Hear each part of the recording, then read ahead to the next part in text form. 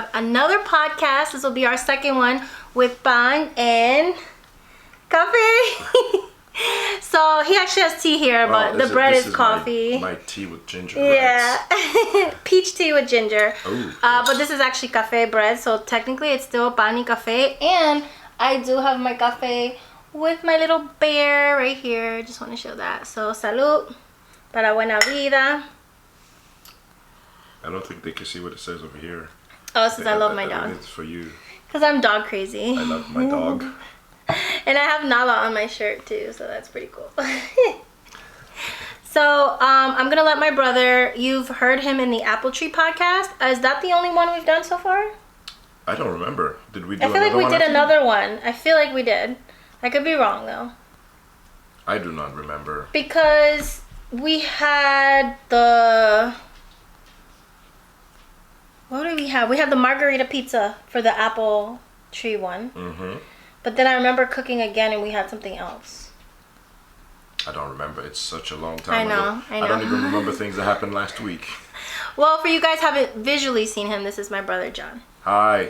Good to meet you. He's amazing. I'm so grateful for him, and his talks really inspire me. I still go back, and even some of my friends go back and listen to the Apple Tree podcast. So if you haven't listened to that, please do. And he is going to start it off because he's really great and has some great ideas while I try this bread. So we were just wondering what to talk about, and I was thinking about, eventually it's going to make it into a book, but the key premise of that is choose your embarrassment. Choose your embarrassment, because a lot of us, we're so, we're too timid to try something. Because you're going to try something and you're going to fail and you feel embarrassed. If you're like me, you get flustered. Do you ever get embarrassed and start sweating a lot and just like... I don't know. That's tough for me because ever since I was little, I've always been in the public, performing arts and things like that. So it's really hard for me to get embarrassed. So I'm used to making mistakes in front of people. It's not that must be so cool because even though people think that I'm like okay being on stage, it's just like if I make a mistake, I just dwell on it so much, and I learned, okay, you know what, it's okay to make mistakes, and it's okay to even talk about the mistakes. Yeah, absolutely. Yeah. So I was thinking, you got to choose your embarrassment, and you're either gonna have the pain or the shame of failing, or you're gonna live with the pain of regret. And it's gonna be embarrassing both ways. Either way. Yes. Yeah. But I think the one with the regret is much longer though. I actually don't mind failing. I've failed so much. I know the power of failing. Wow. Okay. The power of failing. Yeah. So, a lot of people think when you're down and out that, it's the end of the road. Like, that's it. It's my life is never going to be better. But because I've been down and out so many times, being homeless, getting kicked out of school, the list goes on. My basement drowning, flooding. I passed by that place with the basement. Yeah. I was looking at houses. So I mean, I wasn't even planning to talk about this. I was looking at going to look at a house, and then I drove by that place with the basement. Specifically, I'm looking at like, man, I hope this place that I'm looking at is not going to flood. And I was just remembering. Well, look, we have a full sofa here. And just to think, 10 years ago maybe? I didn't even have a sofa. I just had water with like a wooden table and chair. And then I had that backsplash of wood with the poster of the Dirty Dancing. That was my decor. And I have a full wooden frame photo now. I mean, basically it was just space for a bed and just a little bit. Yeah. Nothing. Yeah. Oh man, I was remembering that. And all the things that you have gone through. Oh my goodness. Well, one would say failure because it's a constant up and down, like a roller coaster. But they really gave me the skills and the tools that I needed to actually go even further ahead. So what you think is a failure or a setback is actually a push and an opportunity to even go further beyond what you thought you could. Yeah, and then I was I just came back from this training. And one of the things that they said, failing is actually the way to success. Yeah. Failing is the way to success. The only failure is stopping. Yeah, not even trying. Yeah, if you don't try, which just goes back to that pain of regret. Yeah, yeah. Because as I was telling you, I started this year thinking, man, I really need to get unstuck. And I looked at a lot of places, a lot of things in my life that I didn't do because I was afraid, or maybe I just chose the easy path because it was going to be hard. And I say, you know what? I have to get unstuck. So, one of the conversations that we had, I know you don't want to talk about finances today, but it's like, but getting out of debt, that was like a huge thing. Yeah, I feel like that's a podcast all in itself. Oh, of course. And then, I'm sure a lot of people watching probably going like, how am I ever going to get through that? And trust me, there is hope. We could get there is, because I've gotten through it since December. Yes, and all the things that you have to do, all the extra shifts that you have to take. Yeah, oh my God, but it's possible. It is possible. It is possible. And it is painful in the beginning. But if you choose the pain of, it's going to be embarrassing if I tried and I fail. Because, I'm sure when you first started, you're too scared. But, man, like, looking back at me starting the year going like, I need to get out of debt. Well, I had been working on it for years. So now I can celebrate it because I'm finally debt free. Yeah. And when I say I could go look for houses. High five! Yes. That deserves some tea, right? Yes, actually, yes. Let me get my coffee. Oh my goodness. So all of the mistakes that I had done with money and all of that stuff led me to situations where I couldn't do what I needed to do. And so I'm thinking that now, at the beginning of the year, I say, okay, now I can see this part of my life clearing up. Yeah. So I need to clear up other parts of my life as well. So I need to get unstuck. And so, but like a lot of times there's like fear that's involved in anything that you start. Like I just started a new master's in educational leadership. I'm so proud of you. Thank you. And the reason why I started that is because I was looking at if you're familiar with John Maxwell, he has these 21 irrefutable laws of leadership. And one of those laws is the law of the lid. And basically it says that your leadership lid is going to determine how far you can lead people. So if your lid is just right there, this is how far you can lead people. The only way to lead people further is if you lift your own lid. And I love that. So I'm really big on analogies. I'm a visual person. So this is how I look at it, because everybody takes information differently. So this is your cup, right? If you keep filling it, pouring and pouring into your cup, right? Let's just say hypothetically, this is your lid, this is your cup, you don't fill it. But if you keep filling your cup, right, and then your lid is going to get higher the more you can pour into other people's cups, and the lid is higher and you become leadership. Yes. When you're filling other people's cups, yeah. You're leading. And in this situation, if we want to stretch that analogy, like literally stretch the analogy, your cup needs to get bigger. Yeah, the more you fill, Because if I have this cup, I could only hold so much. But if I make it bigger, or if like the back to the law of the lid, if I push myself to have a higher ceiling on my life, that means I have more room to grow. And if I have more room to grow, then other people who I'm leading are going to have room to grow. And just to stretch it, because I like to stretch it. If your cup doesn't get bigger, but you keep filling it overflows como una cascada y se hace un río. Mm-hmm. Y ese río puede ir cualquier lugar. Mm-hmm. And so what I decided, I was going to push myself, because I've taken lots of classes, lots of graduate classes before, but I felt like, okay, for a while, I was doing some classes to get certified to be a teacher. I finished those, and then I was like, okay, I'm certified, I'm good, I don't have to do anything. But then I was put into more leadership positions, which require more responsibilities. And as much as people respect me already as it is, but I realize I can't really effectively lead people if I'm too afraid to do things. Yeah, I get that. So I have to push myself out of that comfort zone. So I have to be afraid. I have to be willing to not be afraid to fail. Because if I continue being afraid to fail, I will put a stop on other people's growth. So, like me pushing myself to grow helps people around me to also grow. I feel like you helped me grow many times. And so have you. So like every time I see you, that you were telling me about all of these things that you're doing with YouTube, and the big successes you have been hitting, the milestones you've been hitting over the past 2 months. Thanks to you guys. Yes. Thank you. Cheers to you. And so as you tell me your story, it inspires me. I'm not a YouTuber, but at the same time I go like, somebody's doing something that they set out to do. So now in my field, I need to do what I set out to do. Exactly.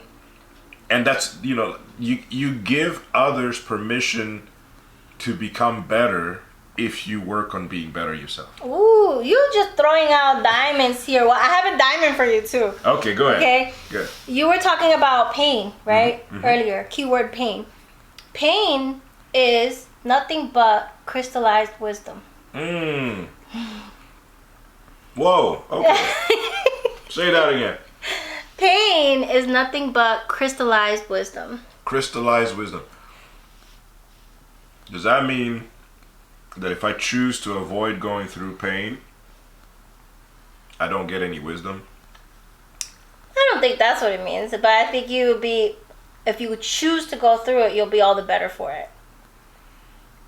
So, but we have right now we're living in a time and in a society that is basically all about avoidance of pain.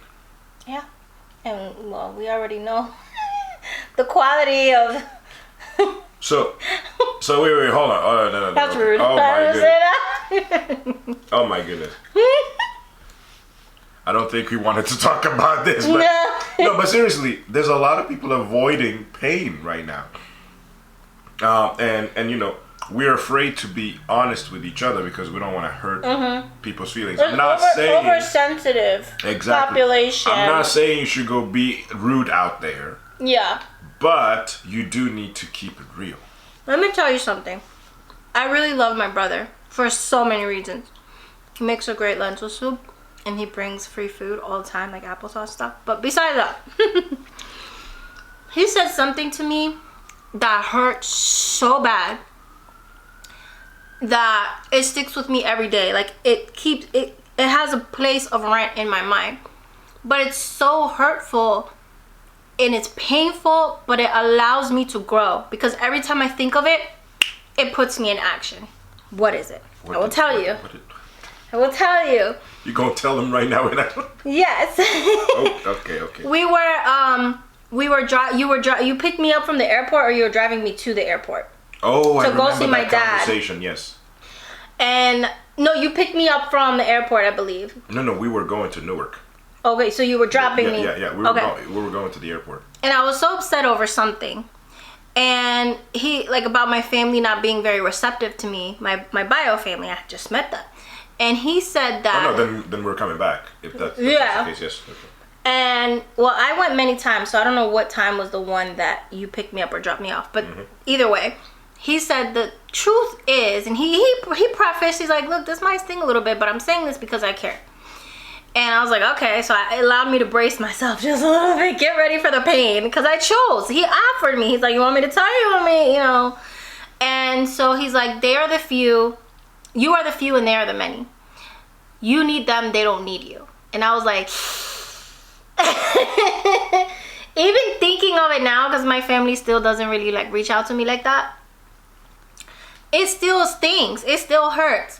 But that has allowed me to put myself and my life in a perspective of how I interact in my daily relationships with people, and understanding that first and foremost, I have to put my needs first. I can't constantly be like, love me, love me, love me, love me, and run after someone just because I'm the few and they're the many and I need them and they don't need me.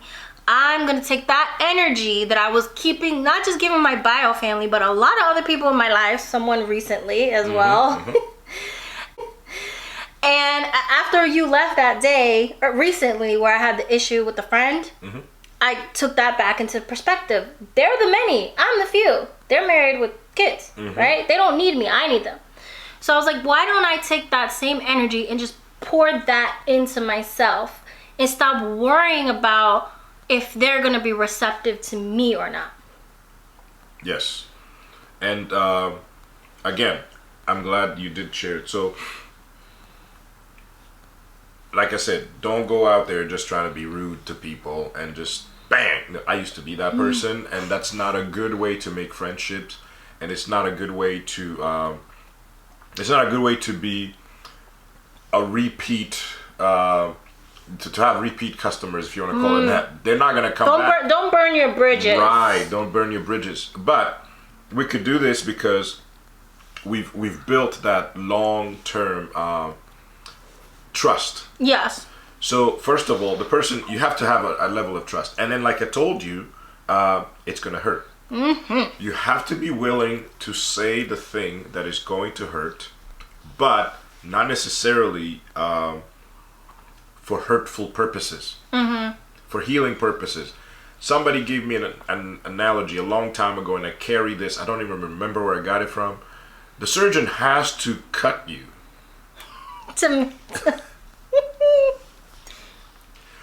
It's gonna hurt when the surgeon cuts you. I mean, they're gonna numb the area at first, which is why I told you, hey, brace yourself. This is gonna hurt. But if they don't cut you, it's not gonna heal. So there's gotta be some things that we say to each other that are going to be painful, and downright embarrassing, or maybe could cause friction if we bring it back to the pain of embarrassment or the pain of regret. But I would have regretted not telling you something, especially if it continually hurt you and you did not grow from it.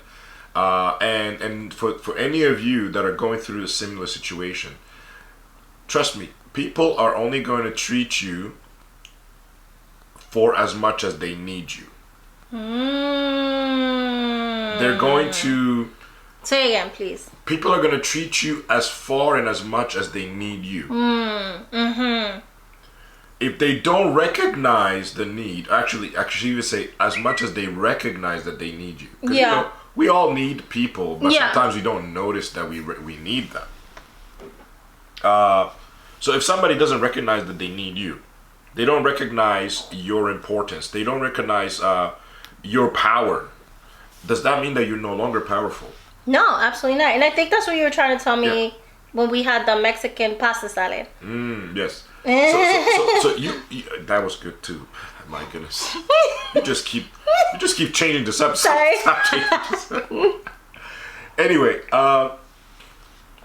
just because people don't recognize your power does not mean that you stop being powerful. But you shouldn't focus on the fact that they did not recognize your power to try and make them see your power, because that's a waste of time. Yeah. They may never realize it. They may never. And not because they're like specifically trying to be malicious either. Right. They might be so caught up in their, let's just keep with the words, embarrassment or what was the other word again? Regret of whatever situation is going on with their life. So like, don't take it personal. It might have nothing to do with you. Right, because people, you're dealing with something, I'm dealing with something. Yeah. And I'm working on a book. Eventually it's going to get written. And as I'm saying this... And we're going to release it here. Yes, as I'm saying this, I know that what I just said is bullshit. So the book is called Bullshit. So I have procrastinated so much on it. And all of that is because it just, it's BS. It's like, but you gotta recognize it. I'm owning up to mine, Yeah. If I really prioritized it, I would have actually written this Amen. book. Yeah, I agree. The point of the book, which is like this whole, you choose your pain. You choose the pain. You choose your embarrassment, I should say. Are you going to have the embarrassment of failure, or are you going to have the embarrassment of regret? I know that if I don't write the books that I said I want to write, I'm going to regret it. I knew that if I don't take these steps to become a better person, a better leader, I'm going to regret it. I could spend all the time talking about, well, they didn't want to listen to what I wanted to say. They didn't want to follow what I was saying. They didn't listen to me. But if they don't listen to you, typically it's because you did something to make sure that they don't listen to you. Accountability.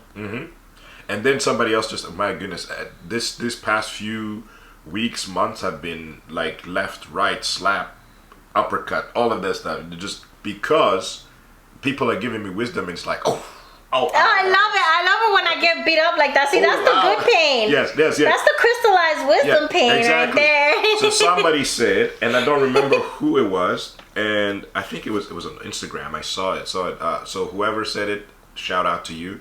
I just don't remember who it was because I don't remember things. Like I said, I don't remember things from yesterday, but I remember the nuggets. The nugget was, it's all your fault. It is all your fault. Now we might tend to think of that as like something negative, but if you did something positive and it worked out. Oh, it's me. I did that, right? You did it. Exactly. You did it. Yeah. It was you. It's your fault that things worked out. So you can pat yourself on the back. Or if you did something and you flat out failed, or something went, it was a really stupid decision. It was dumb. Yeah, own it. It's your fault. Own it. I'm a huge, I think proprietor is the right word. Correct me if I'm wrong, because I'm always messing up my English. I own that. I'm a huge creative. I think everyone knows that about me by now. Even if you don't know me, if you've seen any of my content, you know I love to create. And so I am a strong believer that you are the creator of your own life. Absolutely. So if you are the creator of your own life, then you own what you do well and you own what you do wrong. Key is, it's your fault. The nugget. It is your fault. You could stay stuck. Tú tienes la culpa por mi gente latino. Yeah, and actually in Spanish, la culpa is not just negative. No. Yeah. In English, when we say fault, it's negative. But if we say... well, no, because that person is earnest to a fault. That's not necessarily... No. It's, fault is like a crack in the ground. That's where things... bueno. Yes. Perdón. Es falta. Bueno. Falta means it's missing. Bueno, como te diré, no puedo hablar inglés ni español. We're always learning something new. But watch this. If you did something and it succeeded, you did it. If you did something and it failed, you did it. The key is stop trying to justify your failures with some bullshit. Just focus on what you did right and revise what you did wrong, and then say, I don't want to do this thing wrong anymore. I like that. Or if you just like the stupidity of embarrassment or whatever it is, and you want to keep doing something wrong, by all means. If you just want to keep having egg on your face, then hey, you know what? But own that. Que sea responsable. It's like if you think about it, like those slapstick comedy people, they or clowns or whatever, they do foolish things so that they could get the laugh. They own that. They actually chose that. I'm not saying you have to stop doing wrong things. If you want to keep doing wrong things because you like the embarrassment that they bring, by all means. But if you want to change the life and you want to succeed, and like I was feeling stuck, and I'm like, whatever I'm doing is not working. And if you want to change that, then do something else. There's an old song. I don't know. Let's see if you remember this, because you might remember it. I don't know. It's by a group named Sister Hazel. Okay. And it says, if you want to be somebody else, if you want to stop fighting battles with yourself, then change your mind. I have to hear it. I don't know. And then it says, if you want to be somebody else, if you want to stop losing battles to yourself, change your mind. I don't know that. I don't think off the top of my head. But this whole conversation we have does have a song in my head. Which one? You know that song? I don't know if you know this, but you want to be bad, you gotta be wise, you gotta be stronger. Oh, you gotta be tough, you gotta be hard, you gotta be wiser. All I know, love will save the day. Yes, I love that song. I feel like that gives us haven't heard that that's song in a kind of while. the energy I get. Like, Absolutely. And guess what? You could change your mind so that you could change your situation. There's, or as Einstein said, I think it was Einstein, who said, we cannot solve problems using the same thinking that created them. Everyone else that you're blaming, stop blaming people. Including the people that brought you the thing that stopped you from doing whatever. yeah. Maybe, just maybe, they were saving you some deeper. You never know embarrassment. when it's a blessing. You know, exactly. Or they were teaching you to be stronger. But use them as stepping stones instead of the stones that bury you. The key is realize that your success depends on you. On you, yeah. And let's just give Nala props. She's not barking in there. She's doing a great She's doing job. a great job. Yes. And so, going back to the beginning, it's okay to be embarrassed. It's okay to try something and fail. It's okay so what I started doing, so I mean, for me, it was such a flustering experience, like I was telling you, that failing, I equipped that to me being a failure. Mm-hmm. Like, if I did something wrong, I felt like I was a failure. Mm-hmm. And I think, you would put that into fixed mindset as opposed to growth mindset. Mm-hmm. And then when I started becoming more of a growth mindset person, and when I started realizing, hey, you know what? One, I'm not perfect, which was a big lesson to learn. I'm perfect. Because I thought I was. Oh my goodness, I thought I was perfect. I'm perfect. And I'm a perfectionist. So, You already know. So of course. But the irony of perfectionism is you spend so much time trying to get the thing right that you don't get anything done, which by definition is not perfect. Or you want it perfect so much that every time you do it over and over again, trying to search for that perfection, and it never comes. Hence the closet. In my classroom, I instituted the fact that if a student points out a mistake that I had made, I give them extra credit. You have no idea what a change that made to my teaching. One, I am not afraid to make mistakes. Two, now the students are paying attention to me because they want to see if you if I make a mistake. Now guess what? That's smart, actually. If they're paying attention to me, they're paying attention to me. That's a good one. And they say, Mr. John, I was like, oh, okay, yes. Now, do you purposefully make mistakes now to see if they are paying attention? Not really, but I recognize that I do make a lot of mistakes. Okay. So, there's like a tally marks, the tally chart on my board with the names and whatever. And at the end of the term, or at the end of the quarter, I do give those extra credit points towards like a big exam or something like that, or to offset a grade or whatever. So It's a win-win situation. And now the kids are just, it became like, oh yeah, he makes mistakes, he's not perfect. Yeah.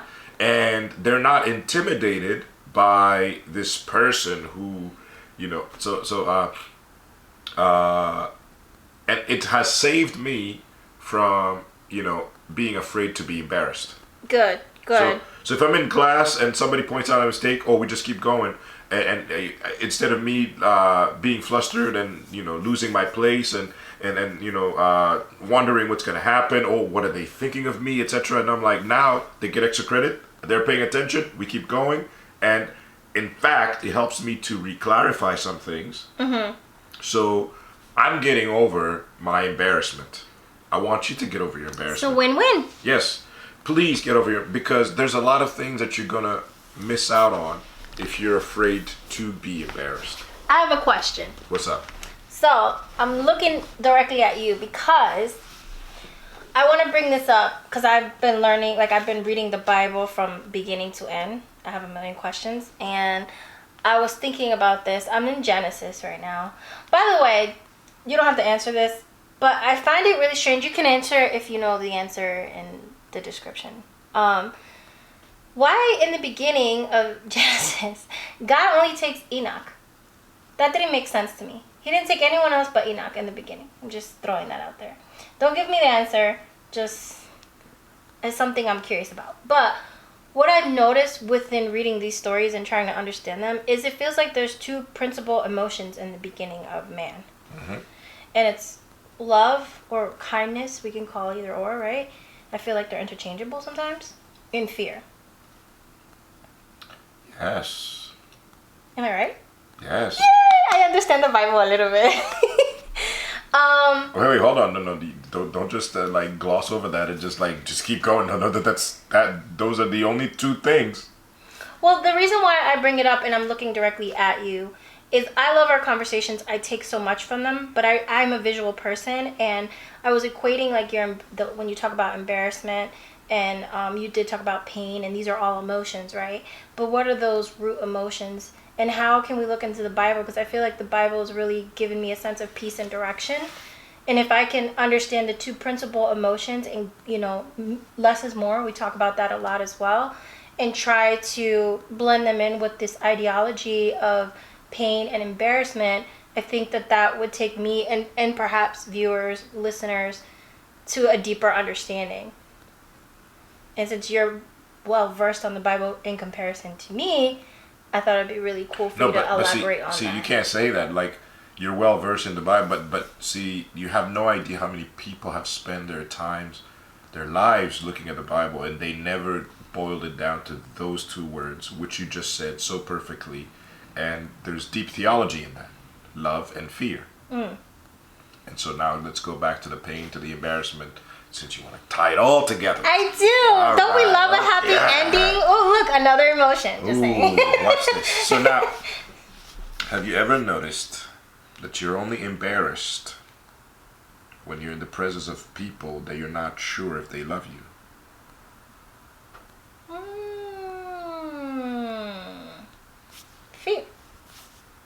Fear. Pain. Embarrassment comes from fear of rejection. Fear that they won't accept you. Fear that they don't love you. And fear is the opposite of love. The opposite of love is not hatred. In fact, hatred is just a byproduct of fear. Those people that are going rah, rah, rah, and, protest, people wanting to kill somebody and all that stuff, most of the times people hate what they fear, and we fear what we do not understand. So if you feel understood, you are free to make as many mistakes as possible. And ironically, if you feel understood, even though you know you're free to make mistakes, but you strive to become better. Not because you want to please them, but because you don't want to cause them more pain with your mistakes. I totally get that. See, again, I need visualization. So when he's talking, I'm painting a picture in my mind. I'm always doing that. So for example, this is just for me, or you can take it if this analogy resonates with you. Today, my apartment's a mess, and I love neat and organization. And when you came in, I wasn't embarrassed because I know you understand me and I know you accept me. So I knew you understood, okay, this was a filming weekend for me. I have studio equipment and stuff all over the place. Yeah. And that's the thing. That's when you have somebody in your life that, just takes you for who you are, accepts you for who you are, but is not willing to leave you where you are. Yeah. Yeah.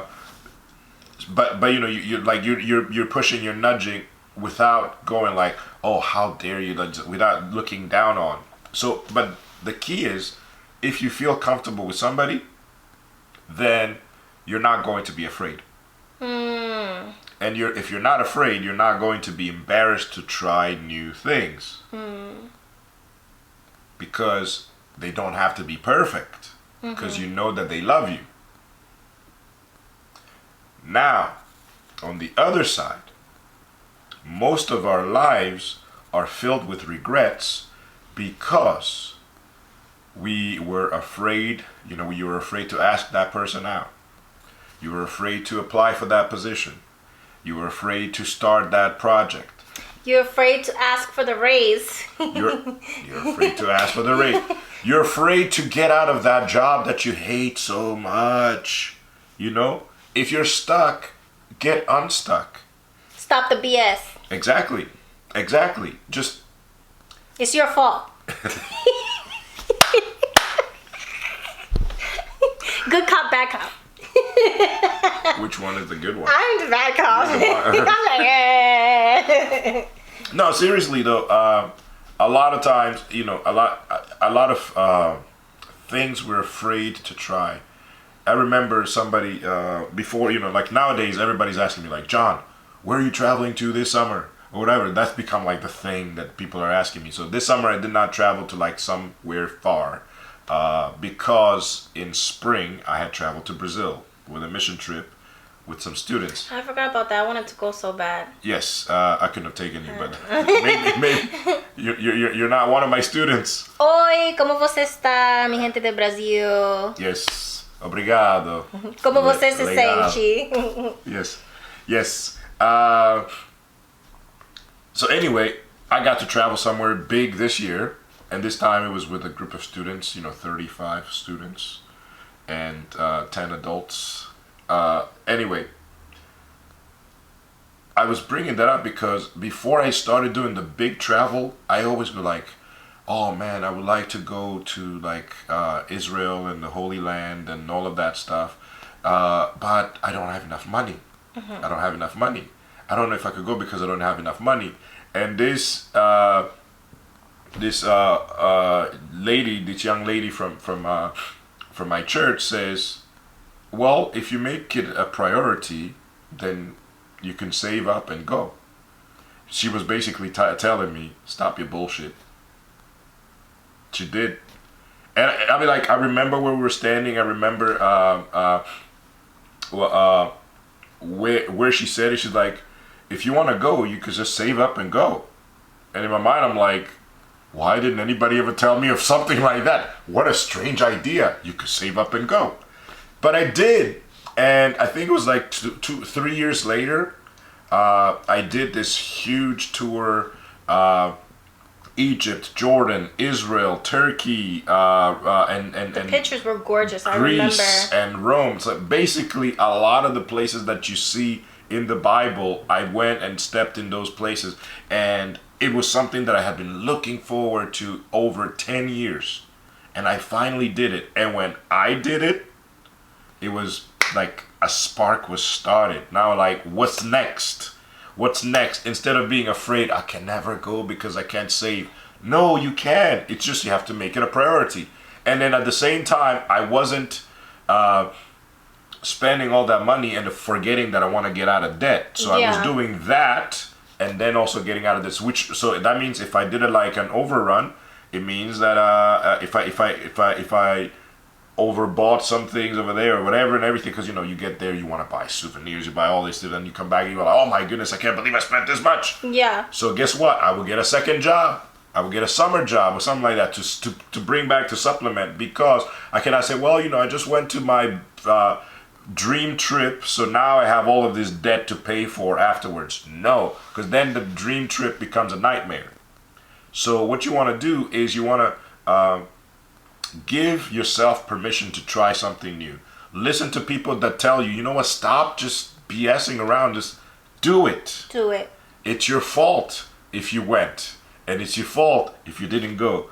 And if I would have sat there, well, I don't think I could go. Right now we'd be sitting here going like, man, I wish I could go to Israel.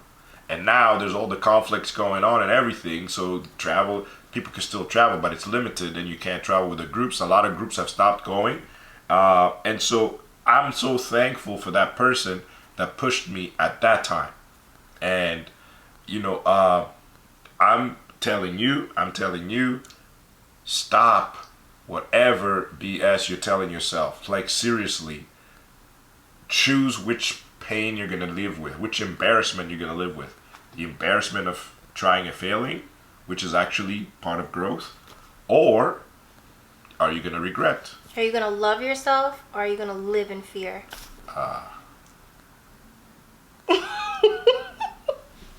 That's it. I think we ended on a great note. Absolutely. Y para mi gente en español, ¿qué tú le vas a decir a ellos? ¿Lo vamos a hacer en español? No, lo podemos hacer todo en español, pero un summary, aunque sea, habla con ellos. Les quería decir a la gente que solamente habla en español que, ¿cómo estamos diciendo que es tu culpa? Es tu culpa, sí. Todo eso, toda tu vida, lo que lograste, lo que no pudiste lograr, todo es tu culpa. Estamos diciendo esto porque si hagas una decisión que yo voy a hacer cosas, no importa que no sale bien. No importa, No para importa. nada. Porque la razón que nos estamos sintiendo como, how do you say stuck en español? Plantada, como estamos aquí. Que no se puede mover, No está se puede duro. mover. Pero para mover hay que hacer una decisión de seguir adelante. No podemos quedarnos aquí con nuestra mente bien, ¿cómo se dice? Closed Bien mind. cerrado. Bien cerrado. Es importante que cambias tu mente. Para mover hay que cambiar tu mente. Y estoy orgulloso de ti, porque I put you on the spot. Ajá. Te pusiste ahí mismito en la mesa. ¿Sí? Y en vez de tener vergüenza, tú estás hablando con la gente en español. Pero tú sabes, tenemos que hacer todo. Es que estamos viviendo. ¿Lo quería hacer en francés también? No. No, por la próxima. La próxima vez sí. But yeah. Pero dime que mi voz suena muy mejor en español. Mucho mejor, Sí. como los galanes de las novelas. Bueno, sí.